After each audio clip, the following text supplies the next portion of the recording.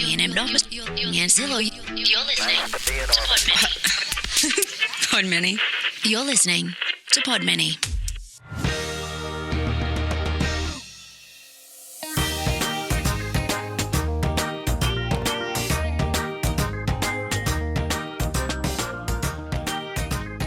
Hello, everybody, and welcome to the Not Your Mother's Goose podcast, home of all the stories from your childhood, but retold with a healthy dose of snark for all the grown-ups out there.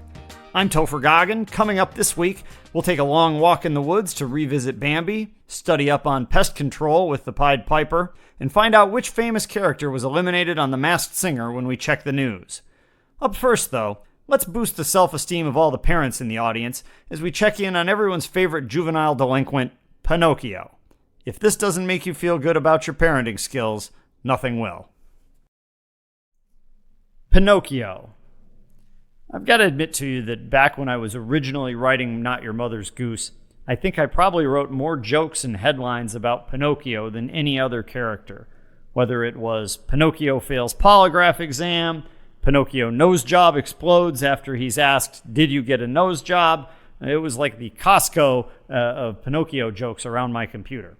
But anyway, let's go ahead and check out the actual story here. An Italian woodcutter named Geppetto builds himself a life-sized puppet called Pinocchio, then wishes that it would turn into a real boy. I guess Italy must have had some weird adoption laws at the time or something. No sooner does he say this than a fairy drops by and brings the puppet to life. Well, almost. She remembers to let him move around and think and that kind of stuff, but neglects to make him, how do I put this gently, not wood. Instead, she cuts Pinocchio a deal. Be a good kid, unselfish, honest, occasionally mow the yard, and then she'll turn him into a real boy. Well, this whole just behave yourself experiment is not exactly what you would call a glowing success. Pinocchio promptly runs away from home, joins a puppet show, starts shooting pool, tries to sneak off to Pleasure Island, and invests Geppetto's life savings in the company that invented the Thigh Master. Also, thanks to a little trick contained in the fairy fine print, his schnoz makes like it sniffs some Miracle Grow and expands every time he lies, which turns out to be frequently. In fact, dork physicists and philosophers have pondered what would happen if Pinocchio ever said, "My nose is about to grow." Ponder on that for a while, especially if you have easy access to hallucinogenic drugs. Pinocchio's shenanigans prove to be no small headache for his father. The trouble finally comes to a head when Geppetto, like so many frustrated parents these days, goes out to sea in search of his piece of crap kid and ends up getting swallowed by a whale. Pinocchio then goes looking for Geppetto, probably just hoping to borrow some cash or something, and gets himself swallowed by Shamu as well. Somehow, though, this all leads to Pinocchio's finest hour. Inside the whale, Puppet Boy makes like any good juvenile delinquent and immediately starts lighting shit on fire. The belly blaze causes the whale to sneeze, and the next thing you know, Geppetto and Pinocchio are spewed forth onto the beach in a massive pile of ashes and whale snot. Now, the whale, who's actually named Monstro, may actually come back and kill Pinocchio in this process, but we're going to kind of skip over that little detail. At this point, the fairy reappears and, seeing what's happened, is so impressed with Pinocchio's bravery and selflessness that she decides he's earned the right to become a real boy. Either that or she realizes that it's going to be way too expensive to keep carrying him on her fairy insurance coverage and she'd better just cut him the hell loose. Regardless, she grits her teeth, closes her eyes, reluctantly says the magic real boy making words, and then wishes upon a star that he never gets a job at a fireworks store. Stay with us. Your news is up next.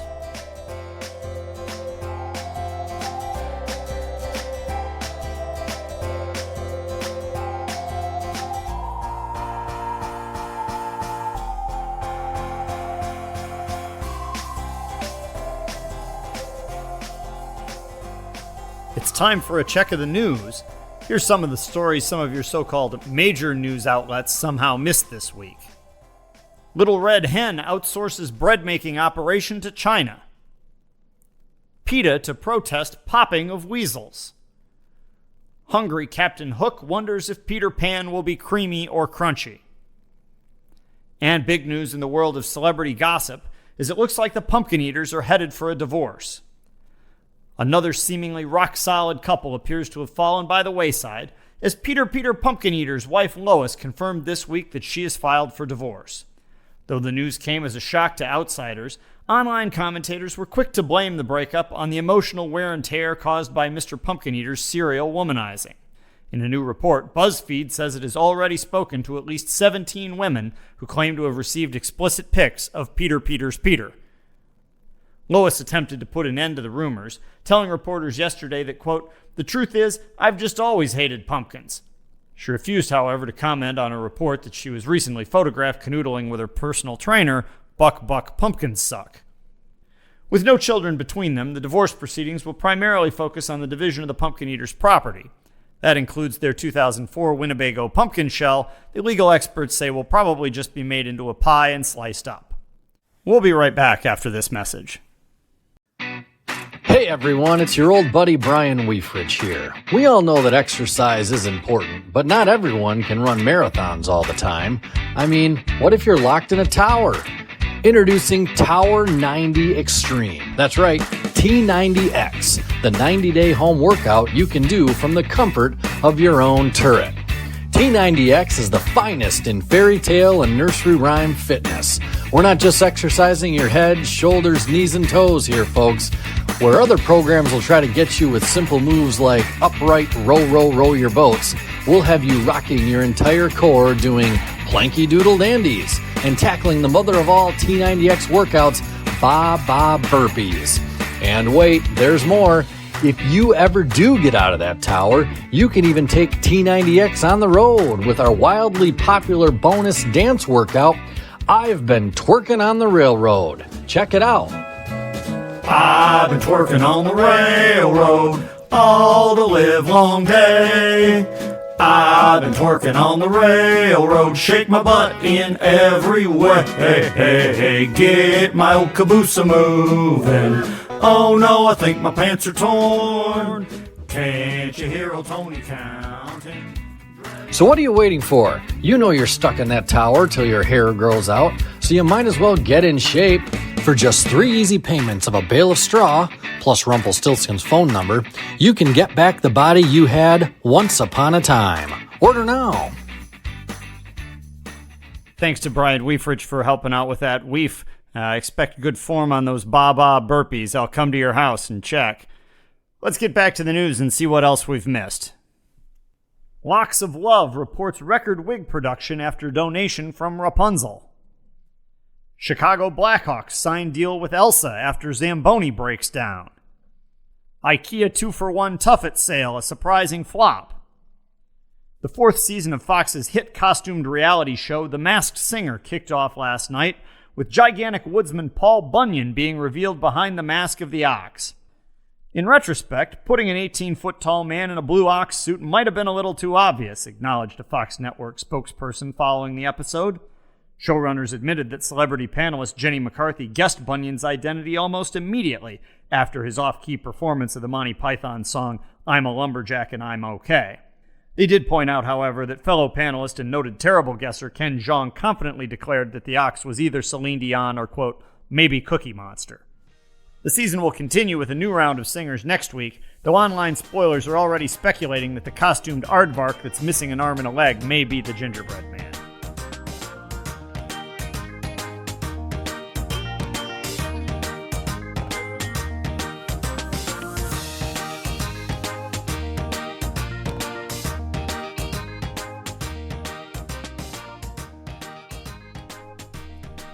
The Boy Who Cried Wolf.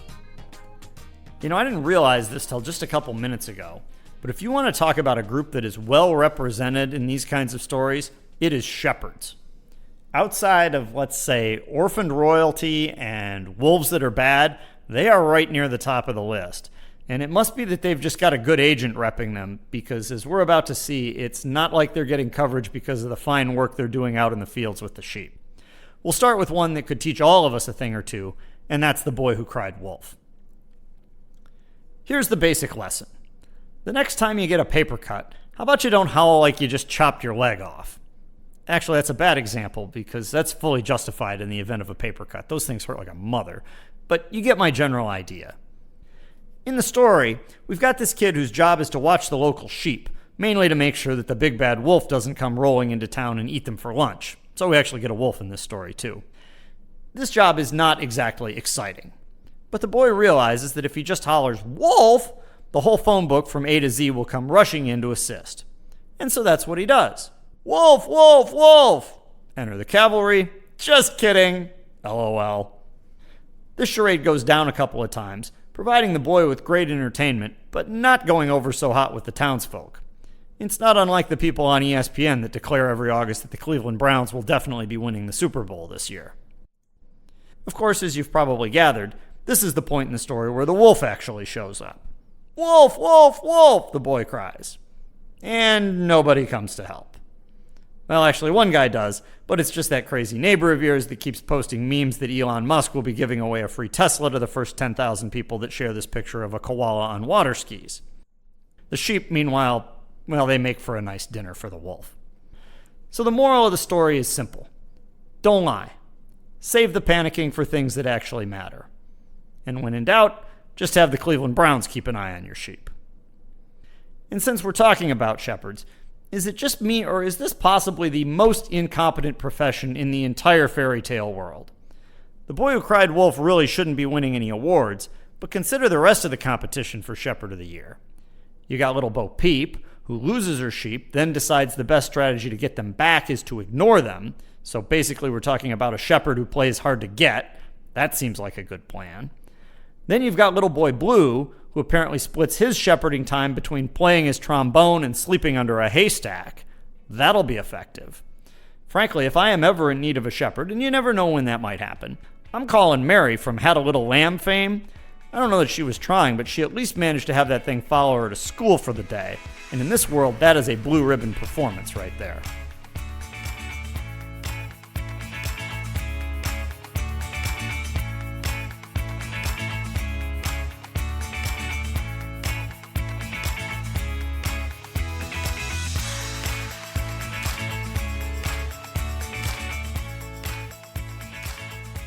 Now that we've completed our exhaustive study of fairy tale shepherds, we'll finish out story time this week by staying in the animal realm. First up, rats. We're going to check in with the Pied Piper, who I suppose is a different kind of shepherd if you want to get right down to it. And don't worry, he won't be showing up in Rapunzel's jukebox anytime soon, as he's already got a real song from back in the 60s.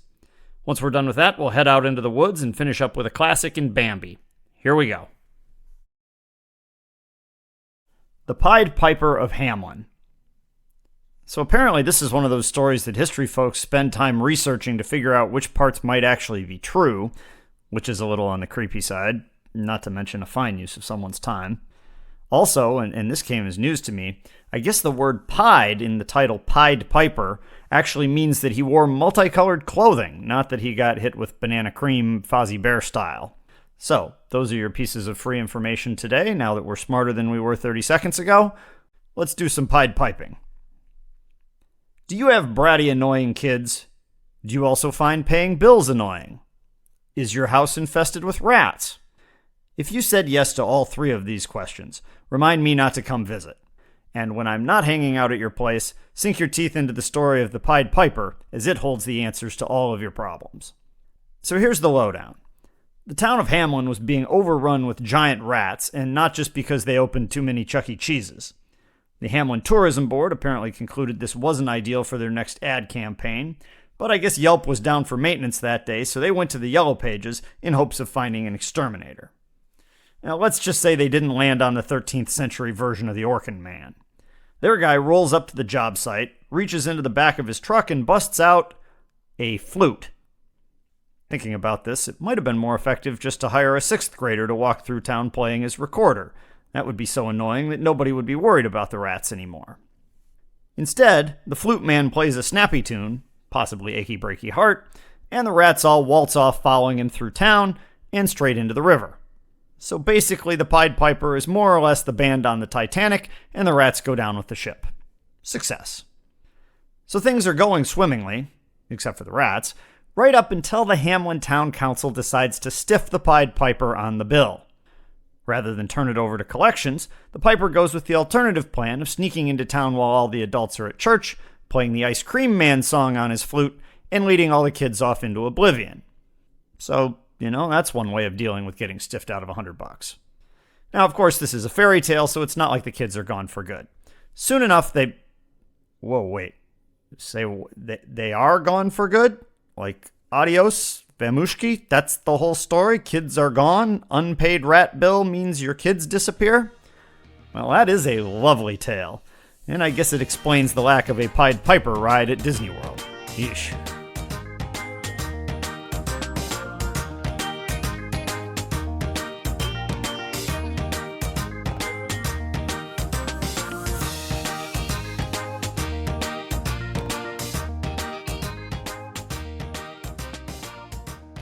Bambi. Now let's take a moment to commune with nature and check in with our old friend Bambi. A mother deer named Bambi's mom gives birth to a fawn and names him Bambi. Good call on that, I suppose. Bambi grows up in the forest with a variety of other curiously named animals, including a talking rabbit named Thumper, a skunk named Flower, a wisecracking giraffe named Biff, and so forth. They have many adventures together, frolicking in the meadow, sliding around on frozen ponds, and getting the F out of Dodge whenever Elmer Fudd shows up trying to shoot them. So their story's just kind of cruising along. It's lighthearted, it's upbeat, we're all having a good time. And then out of the blue, in possibly the most tear-jerking and traumatizing movie scene of all time, Elmer Fudd returns and in a depraved act of heartless savagery, shoots Old Yeller. And shoots Bambi's mom. The story takes a sharp thematic turn at this point, transitioning from a little kids movie into some sort of National Geographic special on animal reproduction. Let's just say there's a lot of mounting going on and none of it involves a taxidermist. And before long, despite their vow never to get Twitter-pated in love, even Bambi's friends succumb to their supercharged hormones, and the next thing you know, we've got a whole bunch of little thumpers bouncing around. Finding himself as the last single guy in a group of married friends, Bambi's first instinct is to go buy himself a Ferrari. Things change, however, when he runs into his childhood friend Faline, who has grown up and now is smoking hot. Bambi busts out his best, "Hey baby, are you in season?" line, and the next thing you know, they're an item. It doesn't take long for the whole dating thing to turn into quite the pain in the ass for Bambi, though. First, he has to fight off a beefcake buck bro named Rano that also has a thing for Faline. And you know that if you were betting on a pay-per-view UFC fight in Vegas featuring somebody named Bambi versus somebody named Rano, well, surely you're going to the window and plunking your cash down on Bambi, right? But it turns out that the B actually stands for badass, and Bambi dominates this battle. Unfortunately, once he dumps Rano off a cliff, Bambi next has to rescue Faline from a forest fire and gets himself shot in the process. Bambi, buddy, I gotta tell you, some relationships just are not worth the work. In the end, though, this time all is well, as Faline and the Bamster escape, have twins, and apparently all live happily ever after. So let's just summarize here. We've got forest fires, gunshot wounds, a dead mother, animals humping and popping out kids all over the place. Movie rating? G. Clearly putting a talking skunk in your picture will fix anything.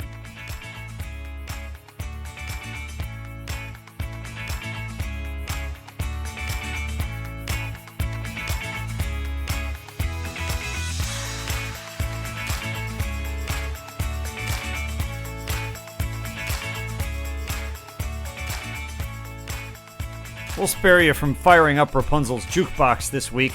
You already had to listen to me singing back during the T90X ad, and that's punishment enough. The real singers will be back soon, I promise. Instead of music, though, we'll close out this week by checking out what's happening in social media. Our friend Rumpelstiltskin, who you can follow over at rumpshaker_gold, let us take a look at his Twitter feed. Let's see what's going on out there. So we'll just take a look at some of these tweets right in order. Little Boy Blue at Haystack29 tweets, "OMG, my mom just walked in on me blowing my horn. Hashtag never again." Then we have a tweet here from Princess Penelope at raindrenched_princess. This was a couple hours ago. She says, "This mattress sucks. And why does it smell like peas in here? This is definitely going on the comment card. Hashtag of course I am a real princess." Let's see. We got, tweet here from Bo Peep. That's at Little Bo Peep 11. She says, "Little Bo Peep has lost her Jeep. Searching the airport parking garage. Hashtag it has to be here somewhere." All right, what else? Oh, Dan Watson, who is under the handle @CaptainCandlestick, he has to say, "What the just flew over us? Oh, well, who cares? Still rub-a-dub-dubbing in the tub with @ButcherBob99 and @BakeItBill." That was right around the same time as this tweet from Jack B. Nimble @Jumper02JBN, who says, "Just jumped over a candlestick, being held by some dude in a tub." Okay, put 2 and 2 together there. Paul Bunyan @PaulieB tweets, oh boy, "Damn my fingers are too big to test on this pigeon." Sad face. Up next, Wee Willie Winky tweeting @TheRealWWW says this, question, "If your wiener turns into wood, do you go see a hickory dickory dock?" Okay. Little Red Riding Hood @NorthFaceSucks_CapesRule says, "Just got to Grandma's. Not gonna lie, her chin hairs have gotten really long." Buzz Lightyear, this is now 7 hours ago, so a little outdated, but Buzz says, "Confession time, I just thought Infinity was a town in Texas. #to infinity and beyond. #to El Paso." Captain James Hook @ArgHooker, if you're looking to follow him, tweets, "Hope this waterbed has a warranty. #pop. #whoosh." Okay. We have a tweet here from Sneezy @my_nose_nose. That's NOSE, then KNOWS. He just tweets, "Anybody got any Claritin?" And then that's followed by a tweet from Pinocchio, which is @my_nose_nose_2, who says, "Judging by his nose, Michael Jackson must have made the opposite deal with the fairy that I did. #just saying. #kept getting smaller." That's probably enough time in social media land. We should stop doom scrolling before the two big bad wolves get into a Twitter war with each other over whether it's badder to eat Little Red Riding Hood or blow down pigs' houses. So on that note, that'll do it for this episode of Not Your Mother's Goose. Come back next time when we'll wet your taste buds with the Gingerbread Man, we'll take flight to Neverland with Peter Pan, and we'll get the latest on the litigation between Jack and the Sierra Club over Jack allegedly cutting down an endangered beanstalk. Thanks to Brian Weifrich for his help with T90X. Tony Horton really is working on a new workout program, but I'm guessing that T90X isn't it. Thanks for tuning in for this silliness, everyone. I hope you got a couple laughs out of it. I'm Topher Goggin. As always, the goose is loose. We'll see you next time on Not Your Mother's Goose.